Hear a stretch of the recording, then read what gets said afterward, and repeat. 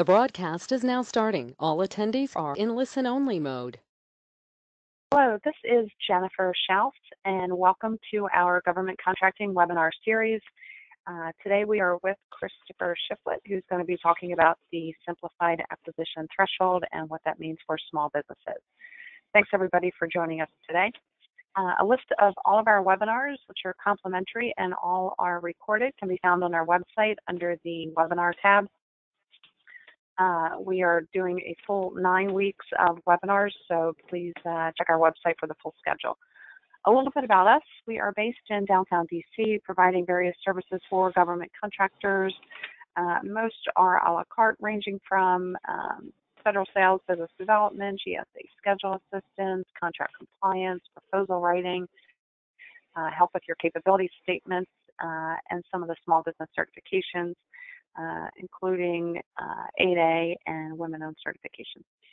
We do host various events and seminars throughout the year. You can check our website under the events section, or an easier method is to sign up for our newsletter, which comes out every Monday.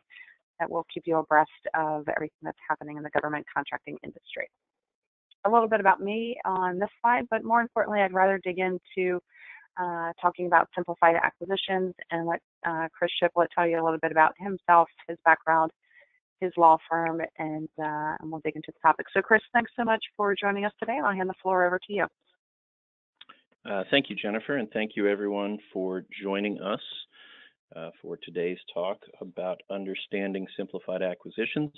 My name is Chris Shiflett. I'm the founding partner of Randolph Law. We are a small law firm in downtown Falls Church. We specialize in federal contracts, sort of the gamut of issues a federal contractor may run into in dealing with the government. Everything from socioeconomic disadvantage set-asides to regulatory compliance to disputes with the government and partners, and to bid protests, which is a particularly hot thing this time of year.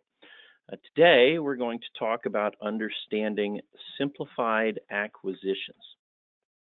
And when I say understanding simplified acquisitions, what I really mean is understanding two things about it. Number one, what is the simplified acquisition process? Because a simplified acquisition, just like every other acquisition in the federal government, is governed by a very long set and complex set of rules and regulations.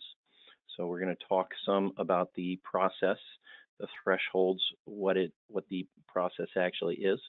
And then second, we'll talk a little bit about, because I think this is the most important thing to business professionals rather than, say, lawyers and government consultants, how can an understanding of the simplified acquisition process help you and help your firm be more competitive and win government work. Let's talk about the simplified acquisition process in the context of federal acquisition. Federal acquisition is, in general, a balance between, number one, holding of taxpayer money in trust, right? Not giving out money without some sort of check marks or gates in place to ensure that the money's not being given away wastefully, or that there's no fraud being committed or anything like that. So on the one hand, holding the taxpayer money in trust and working on behalf of the taxpayers.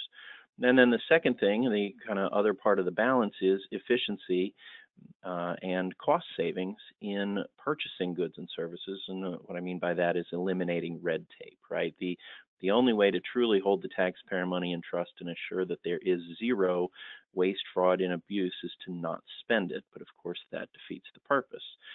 Similarly, the most efficient way to purchase goods and services is to purchase them without any rules. Of course, the best way, the most effective way to do that is somewhere in between. A simplified acquisition process is a tool in the contracting officer's toolkit that for certain purchases that are below a particular dollar value allows them to weigh the balance more in favor of efficiency and cost savings. rather than weighing it the other way and being really, really concerned about potential waste or fraud and abuse. So once you get into what the process is, what is the process actually? It's very simple. It's a shorter and simpler set of rules for what the contracting officer has to do and what the bidder has to do in order to evaluate and then award a contract to purchase goods and services. How does it work? Let's start with the thresholds.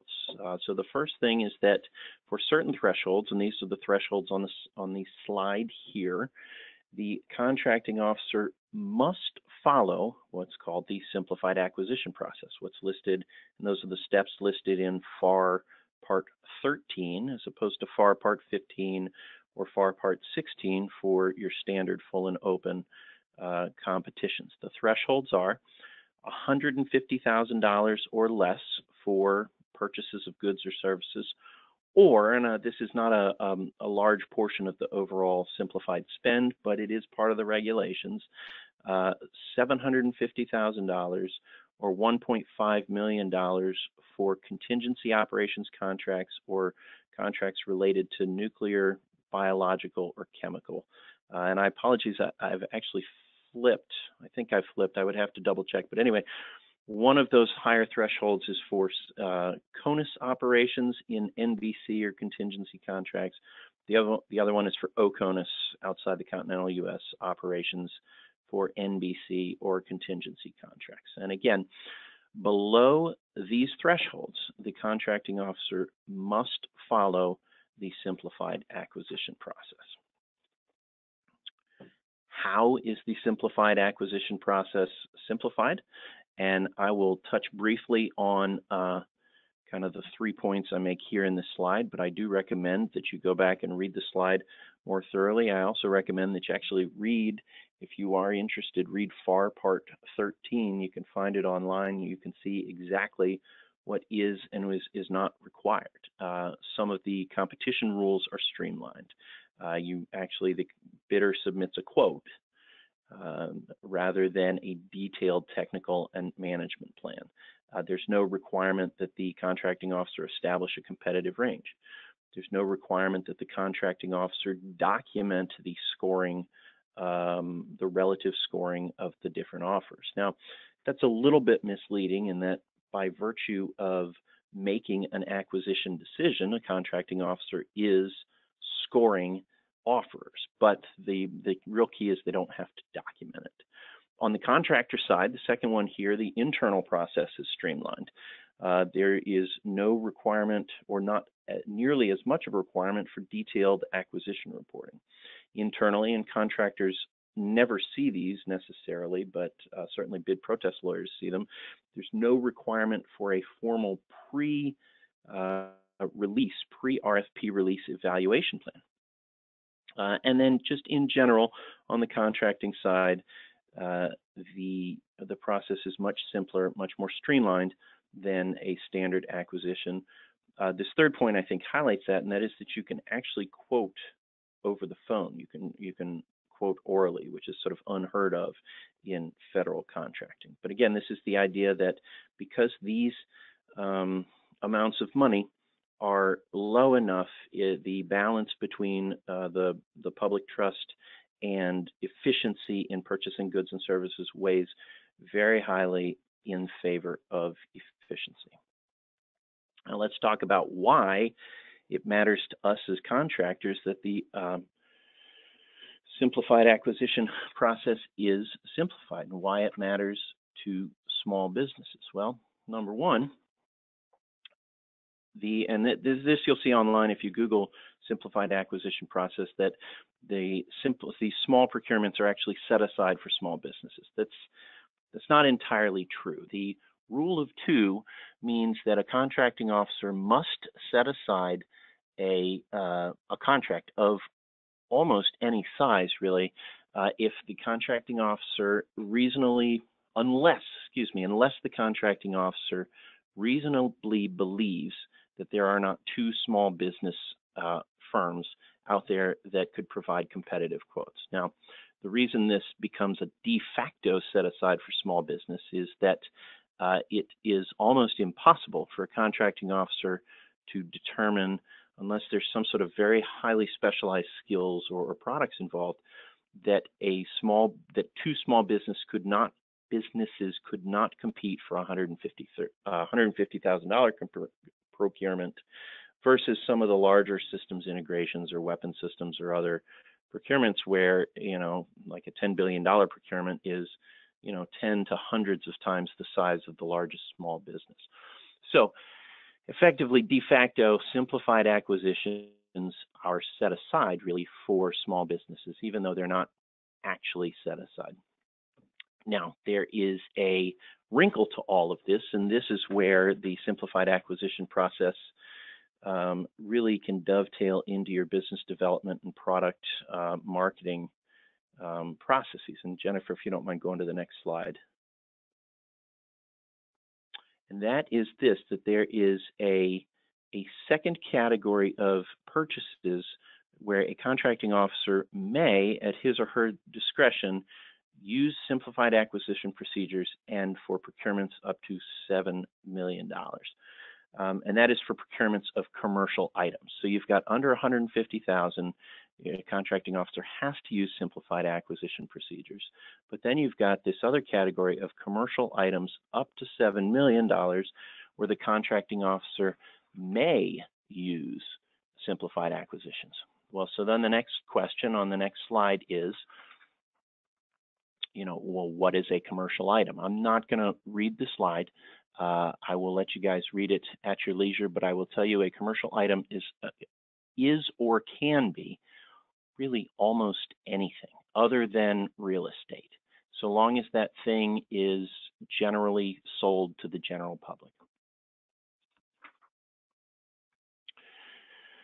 So how then, with this idea of the $150,000 threshold and the $7 million threshold, how are the simplified acquisition procedures beneficial to you? Well, there's two ways. One is that they're directly beneficial to you, and then the second is that they're very beneficial to the contracting officer, which means that if you can convince the contracting officer of the value of your goods or services, you can then propose to the contracting officer that they use the simplified acquisition procedures. So beneficial to you because generally you spend less. I mean, the ultimate spending less is an oral quote where you spend a little time figuring out how you're going to price your goods or services, and you provide a quote over the phone, as opposed to the fully developed RFP response process.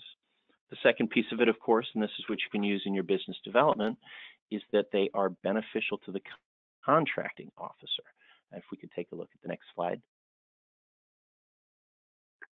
The simplified acquisition procedures are much simpler. They are much easier on a contracting officer's budget, and very important to a lot of contracting officers and to program teams. They're much less susceptible to bid protests and to having to put them out for reacquisition after a successful or even an unsuccessful bid protest. How does this all fit into your your business development and marketing plan? Well, these are small opportunities. $150,000 is not much, but at least as of 2015, 4% of federal acquisition was under the simplified acquisition procedures, which works out to ultimately tens of thousands of opportunities. And these are just opportunities. It's hard to tell just from these statistics whether these opportunities were shaped beforehand, because the other side of this then is that if you are able to shape the opportunity beforehand by presenting a capability of a commercial item that that your end client or end prospective client needs, then the end client or end prospective client says, well, how can I reach you? That's where you then can shape the opportunity up to $7 million by working with the contracting office. So ultimately, at the end here, really the question is, what is it all and how do you use the information?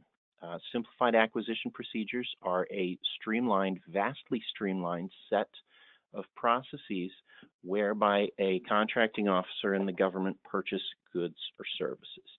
They have a hard requirement they being contracting officers have a hard requirement for using simplified acquisition procedures for purchases of under $150,000.